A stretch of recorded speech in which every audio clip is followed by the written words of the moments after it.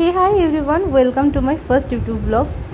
তো ব্লগে এইভাবে ভয়েস ওভারে কথা বলার একটাই কারণ, ভিডিও করতে করতে মানে রাস্তায় যেতে যেতে এইভাবে ভিডিও করে কথা বলাটা খুবই প্রবলেম হচ্ছিল, তাই এইভাবে ভয়েস ওভারে কথা বলা আর কি। ভিডিওর কোনো জায়গায় আমি কথা বলেছি আর কোনো জায়গায় এরকম ভয়েস ওভারে বলা আছে। তো অনেক দিন থেকেই ঘুরতে যাওয়া হচ্ছিল না, প্রায় লাস্ট ঘুরতে গিয়েছিলাম চারখোলে, সেটা হয়তো ভিডিও মিনি ব্লগে পোস্ট করা নেই, টুকিটাকি অনেক জায়গার ভিডিও পোস্ট করা আছে। তো এবার ভাবলাম একটা বড় ভিডিও বানানো যাক, তো সেই জন্যই ব্লগটা স্টার্ট করা। তো ওই দিন অনেক দিন পর আমরা ডিসাইড করলাম যে একটু বাইরে কোথাও ঘুরতে যাব, কিন্তু দূরে ঘুরতে যাব, এবার আর কাছে পিঠে নয়, যাতে আমাদের যেতে অনেকটাই মানে একটু টাইম লাগে। ভাবলাম যে একটু সকাল সকাল বেরোবো, বেশ অনেক জায়গায় থেমে থেমে তারপর যাব। তো যেমন কথা তেমন, তো ওই দিন প্ল্যান করলাম আমরা যাব। তো কোথায় যাচ্ছি তোমাদেরকে যেতে যেতে বলবো। তো তোমরা নিশ্চয়ই এতক্ষণে ভিডিওটা দেখে বুঝতেই পারছো এটা কোন রাস্তাটা।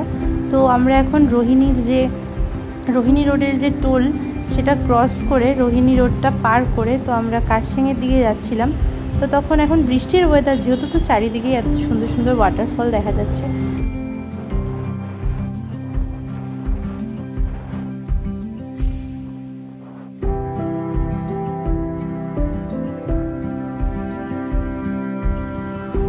দুম করে এরকম কুয়াশা, মানে পাহাড়ের ওয়েদার কখন কীরকম হয় বলা মুশকিল, কখনো ঠান্ডা কখনো রোদ। তো দেখতেই পাচ্ছ কথা বলতে বলতে কার্শিয়াং পৌঁছে গেলাম, কিন্তু কেন ভিড় ছিল বুঝতে পারলাম না, কিছু একটা র্যালি ছিল হয়তো। তারপর একটু পেট্রোল পাম্পে দাঁড়িয়ে পেট্রোল নিয়ে নিলাম, তারপর আবারও জার্নিটা স্টার্ট করলাম। বললাম না এবার একটু দূরের জার্নি, একটু থেমে থেমে যেতে হবে। বললাম না তোমাদের পাহাড়ের ওয়েদারের কোনো গ্যারেন্টি নেই, এই দেখলে কুয়াশা, এই যে আবার রোদ, মানে বোঝা মুশকিল কোথাও কেমন ওয়েদার হচ্ছে। ওয়েদারটা কিন্তু ভালোই ছিল বেশ বলা যাবে, কালকে সারা রাত্রি বৃষ্টির জন্য ওয়েদারটা প্রায় ভালোই ক্লিয়ার ছিল। তো রাস্তায় আমরা যেতে যেতে এরকম টয় ট্রেনও দেখে নিলাম, কিন্তু কোনো প্যাসেঞ্জার ছিল না। তারপরে আমরা পৌঁছে গেলাম সোনাদাতে, আর সোনাদাতে পৌঁছানোর পরই ভয়ঙ্কর ঠান্ডা ছিল, মানে স্কুটিতে যেতে যে কী হাওয়া লাগছিল সেটা ভালোই বোঝা যাচ্ছিল। আর এতটাই কুয়াশা পড়ছিল যে আমার গ্লাসে কিছু দেখা যাচ্ছিল না, যদি হেলমেটের ভাইজার নামিয়ে দিই তাহলে আরোই কিছু বোঝা যাচ্ছিল না। দেখতে দেখতে আমরা ঘুম স্টেশন পৌঁছে গেলাম। তোমাদেরকে বললাম না দার্জিলিংয়ের ওই দিক যাচ্ছি, তো ডান দিকে দার্জিলিং চলে যাচ্ছে আর বাঁ দিকে মিরিক, পশুপতি, সীমানা এই দিকটা রাস্তা চলে যাচ্ছে।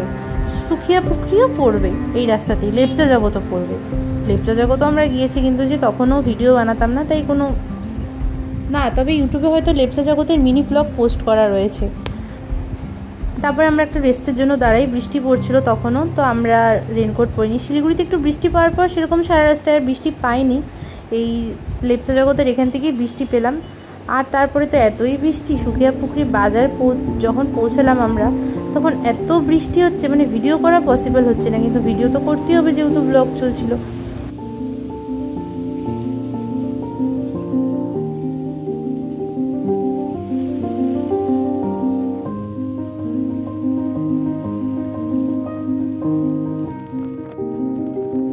এই যে টার্নিংটা, এর ডান দিকে চলে যাচ্ছে মানিবাঞ্জন, যেদিকে আমরা ঢুকবো, আর বাঁ দিকে বললামই তোমাদের মিরিক, পশুপতি, সীমানা ওই দিকটা চলে যায়। তো আমরা ডান দিকে মানিবাঞ্জন পৌঁছে গেলাম। এবার মানিবাঞ্জনের ওয়েদারটা কেমন ছিল, একদিকে রোদ বৃষ্টি দুটোই হচ্ছিল একসাথে। তো রোদ বৃষ্টি দেখতে দেখতে আমরা মানিবাঞ্জন বাজার পৌঁছে গেলাম। এখান থেকে তোমরা সান্দাকফু গাড়িগুলো বুক করেও তোমরা যেতে পারবে। তো আমরা যাচ্ছি যেহেতু ধোত্রে, তো আমরা সেটা নিচের রাস্তাটা দিয়ে যাবো, আর এটার যে উপরের রাস্তাটা চলে গেল সেটা চলে যাবে মেন তোমাদের টুমলিং যে সান্দাকফু যায় ওই রোডটা দিয়ে, কিন্তু সেখানে গাড়ি ভাড়া করে যেতে হবে। আর এই যে আমি একটু নিজেকে দেখে নিলাম ক্যামেরাতে, কারণ রেনকোট পরে মাথায় হেলমেট পরে নিজেকে এতটা ওয়েট লাগছিল যে ঠিক মতন ওপরের দিকে তাকাতে পারছিলাম না। তো আমরা এর আগেও এসছিলাম এই রাস্তাটাতে, আমরা গুরদুম ব্যাকপ্যাকার্স ক্যাম্প অব্দি এসেছিলাম, গুরদুমের পরেই ধোত্রে পরে আর কি। কিন্তু তখন যেহেতু ভিডিও করা হতো না, তাই আর ভিডিও সেরকম করা হয়নি। আর তখন এসেছিলামও খুব তাড়াহুড়োর মধ্যে আমরা হোমস্টে বুক করে। আর একটা জিনিস জানো তো কি, কোথাও বড় বড় জায়গার ওই হোটেলে রেস্টুরেন্টে থাকার থেকে আমার মনে হয় এরকম পাহাড়েদের ছোটো ছোটো গ্রামে যে হোমস্টেগুলোতে থাকে সেখানে থাকাটা অনেক বেটার। তো ধোত্রে ঢোকার মাঝখানে রাস্তাটাতে এইটুকু একটু ভাঙা ছিল, বাকি রাস্তা ঠিকঠাকই ছিল।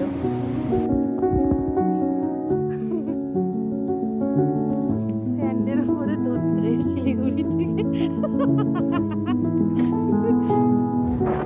তো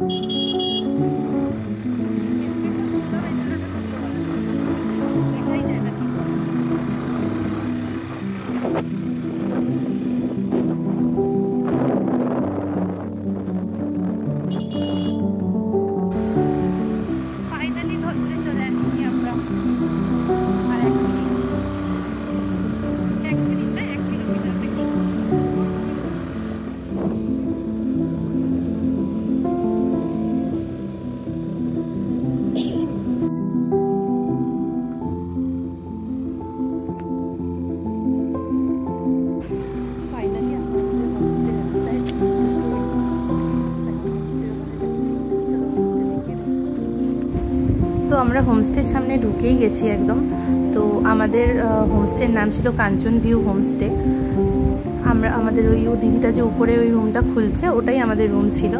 তো আমরা এটা নর্মালি কোনো রিল দেখে মানে বুক করিনি রুমটা, আমরা ইউটিউবে ভিডিও দেখেই আর কি রুমটাকে বুক করেছিলাম। আর রুমের ভিতরটা এত সুন্দর ছিল, মানে ছোট্টর মধ্যে একটা ডবল বেড ছিল, একটা সিঙ্গেল বেড ছিল এই পাশে, মানে সুন্দর ছিল। আর ওয়েদারটা তখন খারাপ ছিল কারণ একটু একটু বৃষ্টি হচ্ছিলো, কিন্তু ওখানকার দিদিটা বলছিল যে সকালবেলা নাকি এখান থেকে পরিষ্কার কাঞ্চনজঙ্ঘা দেখা যাচ্ছিল। তো আমরা একটু ফ্রেশ হয়ে লাঞ্চ করতে চলে আসি। তো আমাদেরকে লাঞ্চে দিয়েছিল ভাত, ডাল, ডিম, আলু সেদ্ধ মাখা, তো আর পাঁপড়, চাটনি এসব ছিল। তারপর আমরা লাঞ্চ করার পর একটু দুজন মিলে হাঁটতে চলে যাই। আর এখানে দেখো একটা কিউট বাচ্চা বসে আছে। আর এইদিকে আমার হাজব্যান্ড আমাকে বলছিল যে দেখো ওইদিকে ফুলগুলো কি সুন্দর, মানে পাহাড়ের ফুলের না কোনো কথা হবে না, মানে ওদের সিজন ওয়াইজ কেন ওদের সারা বছরই এখানে এত সুন্দর ফুল থাকে। কিন্তু আমরা যদি এটা আবার এই ফুলগুলো যদি আবার আমরা আমাদের ওইদিকে নিয়ে যাই সমতলে, তাহলে না ঠিক ভালো রকম হবে না ফুলগুলো, মানে যতই তুমি মেনটেন করো না কেন থাকবে না, ওই দু একটা থাকলেও বাকিগুলো আর সেভাবে থাকবে না।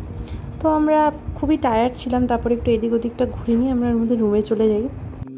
এরপর ডাইরেক্ট রাতে খাবার সময় আমরা উঠি ঘুমের থেকে রেস্ট নিয়ে। এখানে জানি না কেন আমি হাসছিলাম। যাই হোক, রাতেও আমাদের দারুণ দারুণ খেতে দিয়েছিল। রাতে ছিল ভাত, ডাল, আলু বেগুনের একটা তরকারি, তার সাথে ছিল চিকেন, সাথে পাঁপড়, স্যালাড তো ছিল। আর ওদের একটা আচার টাইপের ছিল নাকি চাটনি টাইপের ছিল, এই কালো কালো রঙের আমের বললো, যেটা বাইরের থেকে আসে ওদের। তারপর খাওয়া দাওয়ার পরে একটু এদিক ওদিকটা দেখলাম, একদম অন্ধকার শুনশান, মানে আর প্রচণ্ড হাওয়া চলছিল, মানে তখন ঠান্ডাটাও দারুণ লাগছিল। তারপর আর কি একটু জল নিয়ে আসলাম নিচের থেকে। আর এইদিকে সোজা গিয়ে নিচের দিকে এই যে কিচেনটা, এখানে আমরা খাচ্ছিলাম। তারপর আর কি চলো শুতে যাই, আমাদের সকালে উঠে দেখা হবে।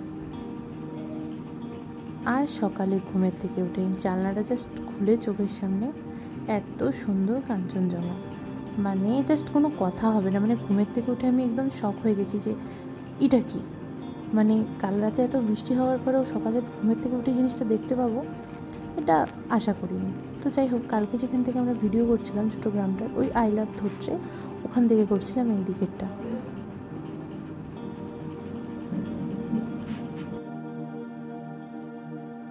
কাঞ্চনজঙ্ঘা দেখা শেষ, তারপর একটু হাঁটতে বেরিয়েছিলাম। এই রাস্তাটা দিয়ে নাকি ট্রেকিং করে সবাই, মানে ট্রেক করে উপরের দিকে যায়, এদিক দিয়েও যাওয়া যায়। তো যেই কথা তো বললো সামনে গিয়ে একটা মাঠ পড়বে, মাঠের সামনে গিয়ে আরেকটা রাস্তা আছে উপরের দিকে যায় সেখানে। তো গিয়ে দেখছি মাঠটা এত বড় আর একদম শুনশান, মানে কেমন যেন একটা লাগছিল, মানে চারিদিক থেকে কেমন একটা আওয়াজ হচ্ছিল। তো এটা হচ্ছে ধরছে প্রাইমারি স্কুল, আর সামনে হয়তো কোনো ছোট ছোট ঘর টাইপের করা, ঠিক বুঝতে পারলাম না এই জায়গাটাতে কি হয়। প্রাইমারি স্কুল তো বটে হ্যাঁ, কিন্তু এখানে কোনো কাউকেই দেখতে পেলাম না সেখানে। তো আমার হাজব্যান্ড ওদিকে সোজা ওই ট্রেক করা রাস্তাটাতে এগিয়ে গিয়ে আমাকে ডাকছে যে তুমি এদিকে আসো। তা আমার তো ওইদিকে যেতেই ভয় লাগছিলো, কারণ জায়গাটাই ওরকম, মানে কেমন যেন একটা আওয়াজ হচ্ছিলো। তো আমি ওকে বললাম যে একটু ভিডিও করে দাও, চারদিকটা একটু দেখো, আমি দেখাচ্ছিলাম। তো একটু কুয়াশা, তখনও ঝিরিঝিরি বৃষ্টি হচ্ছিল। তারপর আবার রুমে আসি, আমাদের ব্রেকফাস্ট দিয়ে দেয় লুচি, ছোলার ডাল, তার সাথে স্যালাড। আর ব্রেকফাস্ট করার পর ঠিক এরকম মুষলধারে বৃষ্টি স্টার্ট হয়। চলে এসছে এখন বাড়ি যাওয়ার। তো ব্যাগ ঠ্যাগ গোটানো হয়ে গিয়েছে আমাদের, আমরা এখন বেরিয়ে যাব। কিন্তু বাইরের ওয়েদারটা দেখো, কি বৃষ্টি হচ্ছে। সকালবেলা এই জায়গাটার থেকে যে কাঞ্চনজঙ্ঘা দেখা যাচ্ছিল না, মানে দারুণ।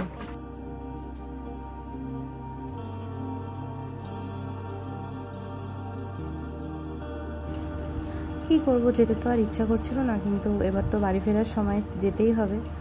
তো চলো, এই যে আমরা হোমস্টে থেকে বেরিয়ে গেলাম। আর যেহেতু তখন খুব বৃষ্টি হচ্ছিলো, তাই বেরোনোর টাইমে ক্লিপটা নিতে পারিনি। তো এখন স্কুটিতে উঠবো আর সোজা বাড়ি। তো চলো, দেখা হচ্ছে তোমাদের সাথে নেক্সট কোনো ব্লগে।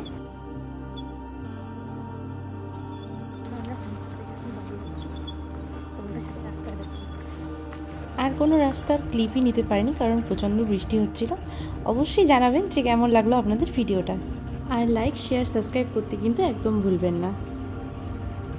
তো দেখা হচ্ছে নেক্সট কোনো ব্লগে। চলো, টাটা।